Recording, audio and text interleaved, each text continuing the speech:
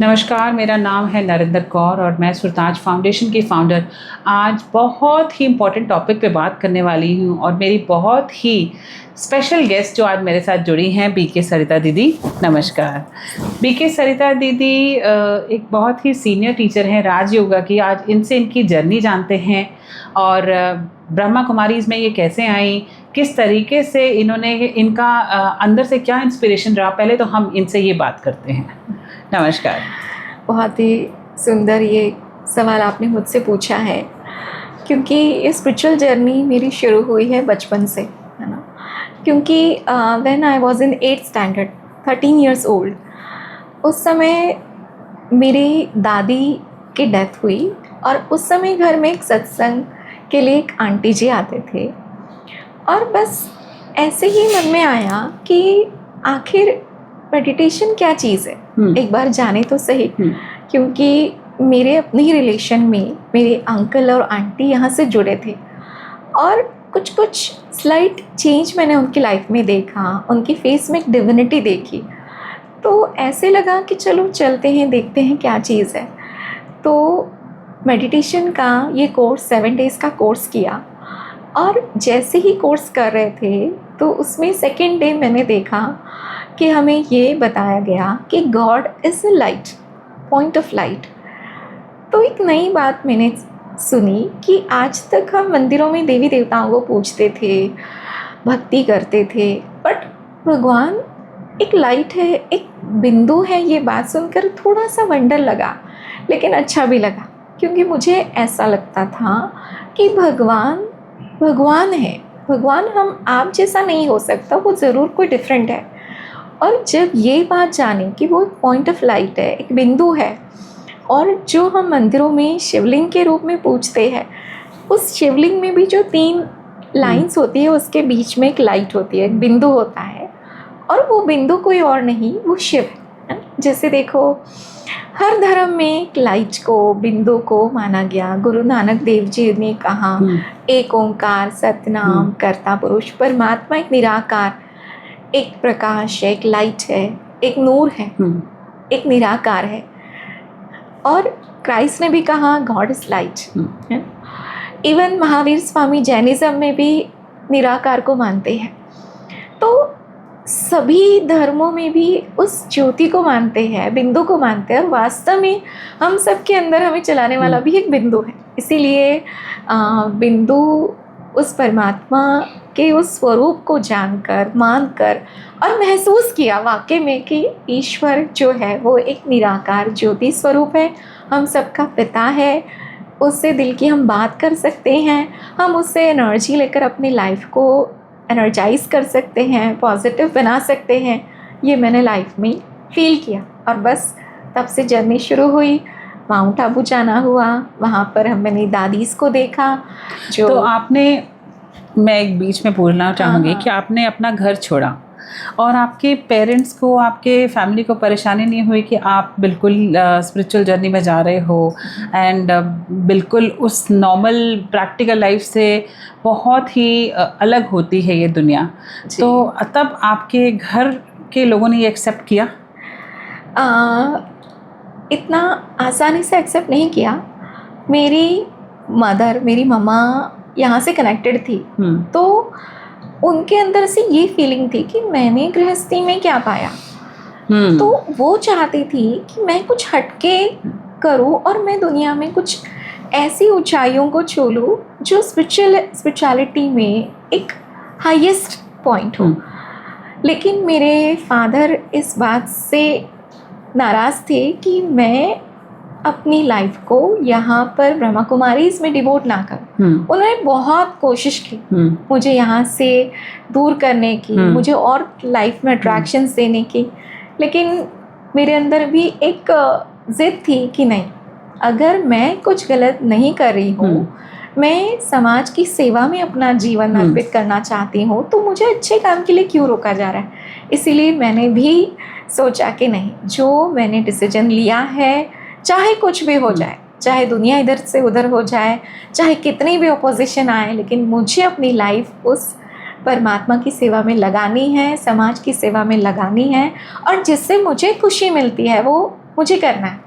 और उसके बाद फिर अपोजिशन चेंज हो गया कोऑपरेशन में, और इतनी ज़्यादा आज वो प्राउड फील करते हैं, उन्हें खुशी होती है कि ये सच में इसकी लाइफ द बेस्ट है, क्योंकि इसने अपनी लाइफ गॉड को डिवोट की है। बहुत सुंदर, बहुत ही सुंदर। और उसके बाद कितने साल हो गए आपको? अभी मुझे हो गए हैं 27 ईयर्स। 27 ईयर्स आप सोचिए, डेडिकेशन के साथ एकदम लाइफ डिवोट कर दी है। उसके बाद आप वहाँ पुणे के हैं, नासिक से आप दिल्ली शिफ्ट हो गए? यस, आप दिल्ली शिफ्ट हो गए फिर? yes. उसके बाद अब उसके बाद की जर्नी बताइए। उसके बाद दिल्ली, मुझे नहीं पता था, मैंने सपने में भी नहीं सोचा था कि मुझे दिल्ली आकर के इस विश्व की सेवा करने का मौका मिलेगा, समाज की सेवा करने का। माउंट आबू से जो हमारी चीफ ऑफ ब्रह्मा कुमारीज़ है, वहाँ से मुझे दिल्ली की सेवा के लिए भेजा गया। तो यहाँ आने के बाद सब कुछ नया है ना, एक नया स्टेट, और यहाँ पर हर प्रकार से एक नवीनता थी।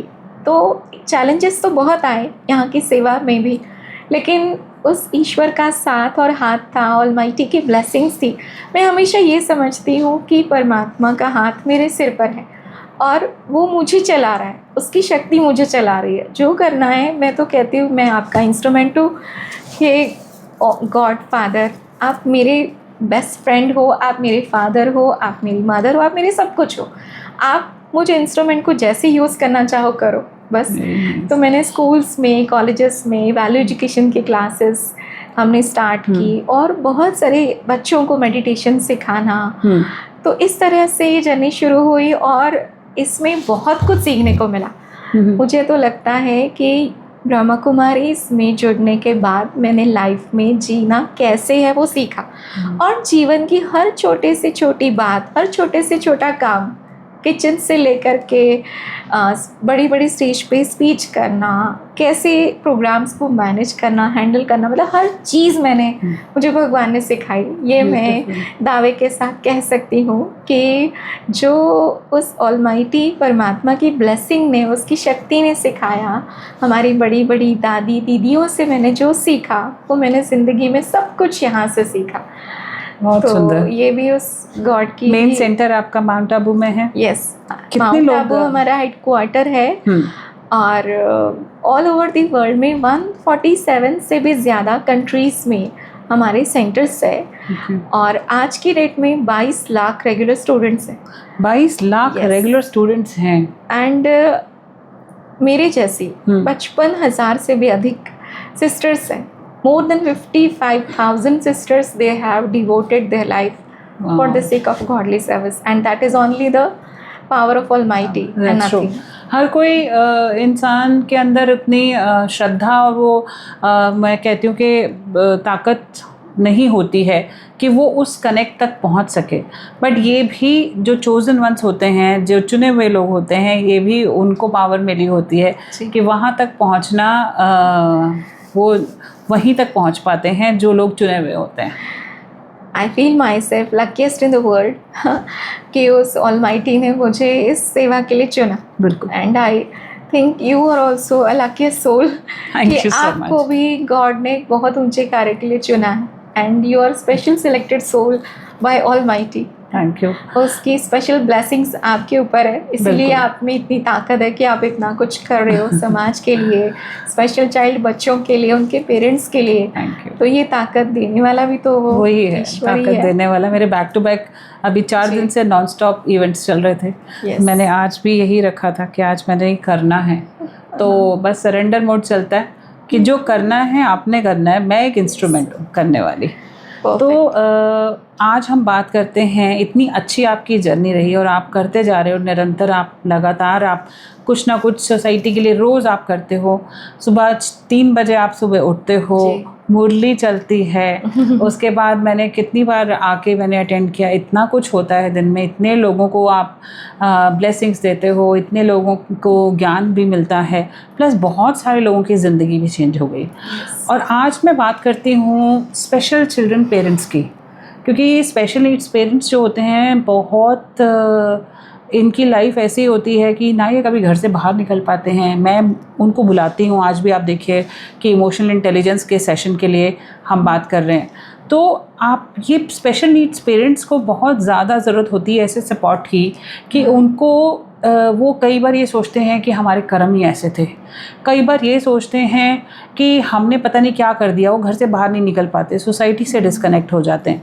तो मैं भी उनमें से एक हूँ, बट मैंने हिम्मत करके उन लोगों को जोड़ा है जो सोसाइटी से डिस्कनेक्ट हो गए थे। और यही चीज़ मैं समाज से बोलती हूँ कि ऐसे लोगों की हेल्प कीजिए, मदद कीजिए, ताकि वो लोग भी अपने आप को एक्सेप्ट कर पाएँ कि हम भी सर्वाइव करते हैं सोसाइटी में। जी। तो ऐसे लोगों के बारे में आप, स्पेशल नीड्स पेरेंट्स के बारे में आप क्या कहना चाहेंगे?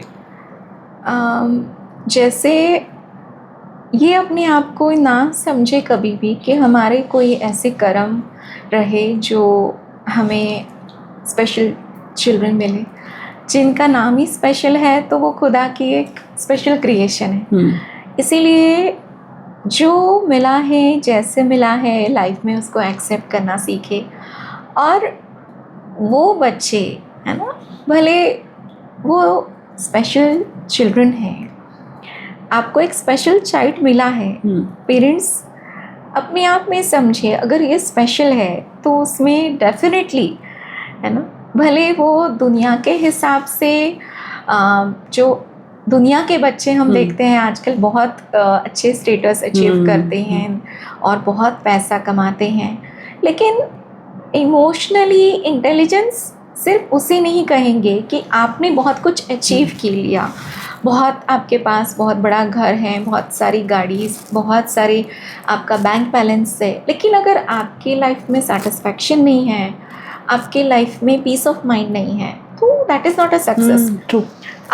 आपका बच्चा दुनिया के हिसाब से अलग है, लेकिन जो ईश्वर ने आपको दिया है उसमें जो टैलेंट है, उसमें जो खूबी है, आप उसको पहचाने, है ना। और दूसरी बात ये है कि अगर आप उसे एक्सेप्ट करते हैं खुशी से, है ना, कि ये भी तो ईश्वर का बच्चा है और ये एक प्योर सोल है ना, इसमें कोई दुनिया की चालाकी नहीं है, दुनिया की तरह से बहुत ज़्यादा क्लेवरनेस नहीं है, जो दुनिया में आज लोगों को बहुत दुखी कर रही है, बहुत ज़्यादा, है ना। इसीलिए ये गॉड का गिफ्ट है, ये बच्चा भी मुझे गॉड ने दिया है और इसकी मुझे संभाल करनी है। अगर इस भावना के साथ आप सेटिस्फैक्शन के साथ जिएंगे, एक्सेप्टेंस के साथ जिएंगे, तो हो सकता है कि दुनिया के उन पेरेंट्स जो आज बच्चों की क्लेवरनेस, बच्चों की चालाकियों से दुखी है, शायद उससे ज़्यादा भाग्यशाली आप अपने आप को समझ सकते हैं। बिल्कुल सही बात है। और इमोशनल इंटेलिजेंस के बारे में आप क्या कहना चाहोगे? क्या होता है इमोशनल इंटेलिजेंस? इमोशनली इंटेलिजेंस के साथ साथ देखिए, एक होता है IQ, है ना, जिनका हाई IQ है, इंटेलिजेंस क्वोशिएंट है, हो सकता है दुनिया में वो बहुत अच्छी जॉब, बहुत अच्छी प्रोफाइल उनकी बन सकती है, लेकिन इमोशनली इंटेलिजेंस जो है, इमोशनली इंटेलिजेंस मतलब एक, वैसे इसकी जो डेफिनेशन है कि स्पेशली सिर्फ खुद की फीलिंग्स को समझना नहीं, लेकिन अपने साथ साथ दूसरों की फीलिंग्स को भी समझना, उसके फीलिंग्स के साथ अवेयरनेस होना, ये भी इमोशनली इंटेलिजेंस है ना। और ये है कि emotion of, we can say it's a emotion and ability to move, मतलब ये है कि इमोशनली इंटेलिजेंस मतलब अपने को भी, अपनी भावनाओं को अंदर से समझना कि सामने वाले व्यक्ति, अगर मैं उसकी जगह होता तो मेरी माइंड के क्या स्टेट है ना, उसकी जगह मैं कहूँगी कि एम्पैथी वर्ड जरूर इसके साथ जुड़ेगा, क्योंकि सिंपैथी तो हो गया कि आप किसी के लिए सिंपैथेटिक हो रहे हो, बट एम्पैथी में आप उसकी शूज में अपने आप को डाल के देखो कि आपको क्या फीलिंग होती है, वो आ जाती है एक एम्पैथी, जहाँ पर एक इंसान को ये फील फैक्टर नहीं आता कि मुझ पर दया कर रहा है, ये आता है कि ये एक्चुअली मेरे सपोर्ट में खड़ा है, तो उसमें एक इमोशनल इंटेलिजेंस ज़रूर एम्पैथी के साथ जुड़ती है। और यही चीज़ अगर आप स्पेशल नीड्स पेरेंट्स के लिए आप बोलना चाहो तो किस तरीके से वो इमोशनल इंटेलिजेंस में, मतलब अपने आप को इमोशनल इंटेलिजेंट बना? छोटे से एग्जाम्पल के साथ में शेयर करना चाहूँगी। एक कवि एक बार रास्ते से गुजर रहे थे, तो उन्होंने भिखारी को देखा, तो उन्होंने जो भिखारी को देखा, वो भिखारी जो 20 साल से वहाँ पर भीख मांग रहा था और उसके चेहरे पर एक उदासी थी, लेकिन जैसे ही वो कवि वहाँ से गुजर रहे थे, उसने कहा, हेलो फ्रेंड, हे दोस्त, मैं तुम्हारी क्या मदद कर सकता हूँ? मेरे पास अभी कुछ नहीं है, लेकिन मेरा घर थोड़ी सी दूरी पर है, तुम्हें जो चाहिए मैं घर से पैसे लाता हूँ और तुम्हें जो चाहिए वो तुम्हारे लिए मैं लेकर आऊँगा। तुम मुझे बताओ तो सही, आज तुम क्या चाहते हो, तुम्हें क्या चाहिए, है ना?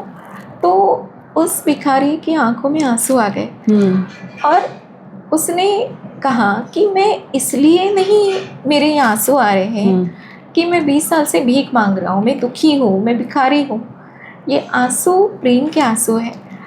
शायद ज़िंदगी में मुझे किसी ने आज तक दोस्त नहीं कहा था।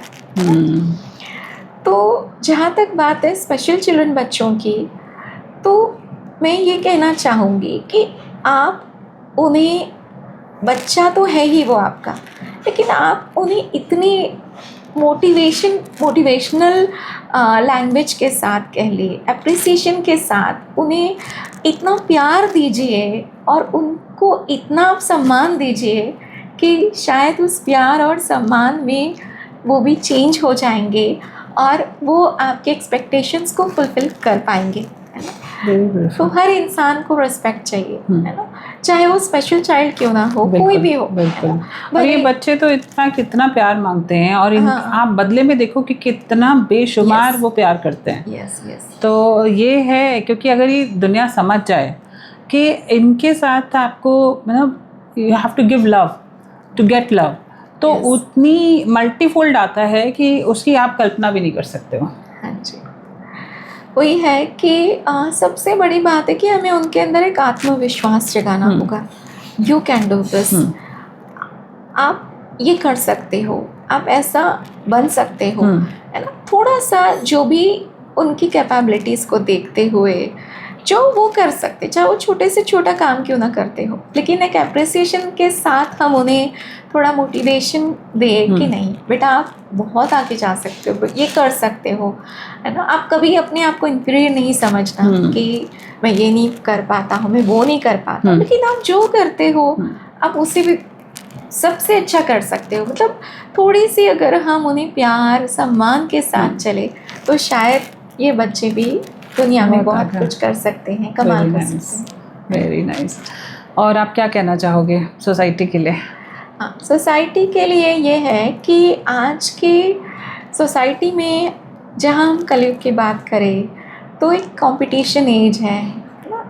भले आज हम एक आईटी वर्ल्ड में रह रहे हैं ना, जहाँ इंफॉर्मेशन टेक्नोलॉजी की कोई कमी नहीं है, लेकिन आज इनर वर्ल्ड की अगर हम बात करें, स्पिरिचुअलिटी की बात करें, तो आउटर वर्ल्ड में हम बहुत आगे जा चुके हैं। वर्ल्ड एक ग्लोबल रूम बन चुका है, लेकिन आज हम ये नहीं जानते हैं कि मैं कौन हूँ, है ना? मैं इस संसार में कहाँ से आया हूँ, मेरे अंदर कौन कौन सी इनर वैल्यूज़ है, मेरे अंदर एक ट्रिमेंडस पावर्स है। There are so many inner powers which lies within us but we are not aware of it. तो स्पिरिचुअलिटी हमें सिखाती है कि आपके इस 5 तत्वों के बने हुए शरीर के अंदर एक एनर्जी है, एक लाइफ फोर्स एनर्जी है, जिसे सोल कहा जाता है, स्पिरिट कहा जाता है। और there are so many innate powers which lies within a soul, within a spirit. और स्पिरिट की जो हम स्पिरिचुअलिटी बात करते हैं, spirituality means original qualities of a spirit, and original qualities of a spirit, what? Peace, love, happiness, right, and power, bliss, purity, these all are original qualities of a soul. तो अगर peace, love, happiness मेरे हर thought में है, मेरे हर action में है, then only I am spiritual.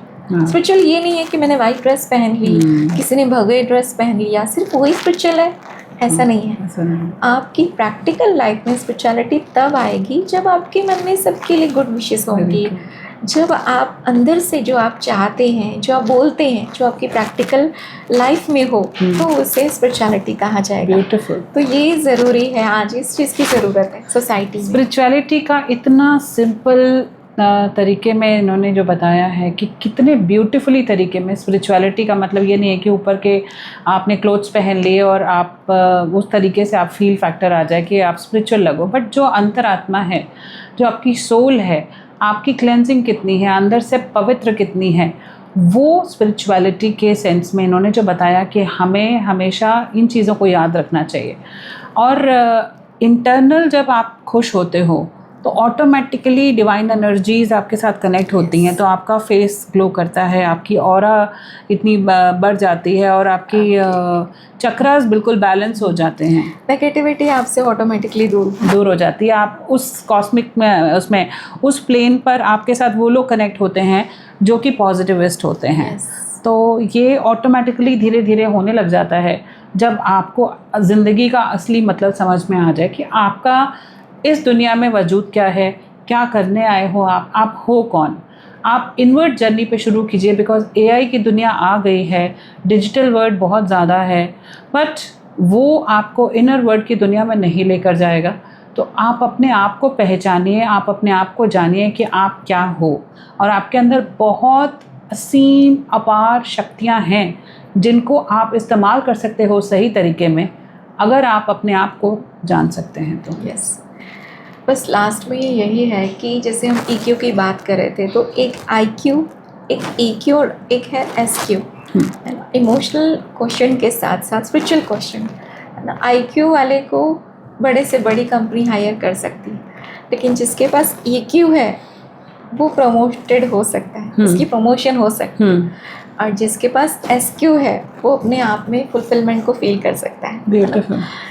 तो आजकल देखो, मैंने देखा कई इंटरव्यूज़ में देखते हैं कि आपकी क्वालिफ़िकेशन, आपने कितनी डिग्रियां, कितना आप कितने बड़े घर से, वो काउंट नहीं करते, लेकिन आप कितने सबकी इमोशंस को अंडरस्टैंड करते हैं, है ना। हम देखते हैं कई बार इंटरव्यू में कि आप किसी की हेल्प करना जानते हैं, क्या आप टाइमली, आपका कॉन्शियस है कि आपको टाइमली, अगर हमारे ऑफिस है, हमारा ऑफिस हमारा घर है, अगर कहीं कचरा है, कहीं कोई पेपर्स है, तो मेरा ऑफिस है तो मुझे उसे क्लीन करना है ना। जब अपनी सबके लेरी अपनीपन की फीलिंग्स होगी हमारे अंदर, और जब हम एक दूसरे की भावनाओं को समझ करके आगे बढ़ते हैं तो लाइफ में सक्सेसफुल हो सकते हैं। तो मुझे लगता है इमोशनल इंटेलिजेंस वाला व्यक्ति लाइफ में सक्सेसफुल हो सकता है, इसमें नो डाउट, है ना। IQ वाला फेल हो सकता है, बट EQ वाला कभी नहीं फेल नहीं हो सकता। बहुत सुंदर। तो ये आज की हमारी वार्तालाप बीके सरिता दीदी के साथ रहा, और बहुत सुंदर तरीके में, बहुत ही सिंपल वर्ड्स में उन्होंने बहुत सुंदर स्पिरिचुअलिटी के बारे में बताया, इमोशनल इंटेलिजेंस के बारे में बताया, सोसाइटी को किस तरीके से एक नज़रिया अपना बदलना चाहिए, इनर वर्ल्ड की दुनिया में किस तरीके से अपने आप को, अपनी पावर्स को पहचानना चाहिए, और इनकी खुद की जर्नी कितनी ब्यूटीफुल रही है और कितनी ब्यूटीफुल चल रही है। तो इनसे हमें बहुत कुछ सीखने को मिला है। हम बहुत ही जल्दी मुलाकात करेंगे फिर से। धन्यवाद।